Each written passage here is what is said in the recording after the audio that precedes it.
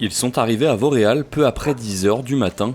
150 migrants, uniquement de jeunes hommes d'origine afghane, soudanaise ou érythréenne, ont été évacués par bus de Paris. Ils vont rester en transition ici, au complexe Marcel Paul. Notre préoccupation, c'est tout de même de ne pas accueillir ces migrants systématiquement sur les mêmes communes. Donc dans la mesure du possible, on essaie de changer de commune. Puis par ailleurs, on a quand même la contrainte de l'équipement à trouver. Ce sont des équipements qui sont pas faciles à trouver,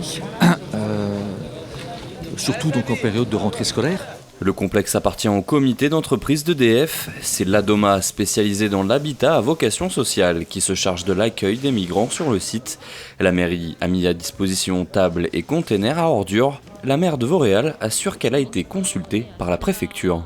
On a eu de nombreux échanges. Dès qu'ils avaient des informations nouvelles, ils nous tenaient au courant. Et hier, avec Madame Watelier, ma directrice de cabinet, on a pu rencontrer dès hier après-midi l'association qui prend en charge cet accueil de migrants, qui nous a apporté des éléments d'ailleurs plutôt rassurants en termes de surveillance du site. Ils avaient pris des mesures déjà de limiter la circulation aux abords des pavillons avant que nous, on ait demandé quoi que ce soit. Et puis, ils nous ont dit qu'ils réajusteraient les effectifs en fonction des besoins. Le site sera sécurisé en permanence par 11 agents de sécurité et fermé chaque soir à 21 h. Pourtant, une dizaine de riverains s'est rapidement réunis devant le complexe pour faire part de leurs inquiétudes. Et au point de vue sécuritaire, nous annonce des effectifs, alors que la police nationale nous dit qu'il n'y aura pas plus d'effectifs.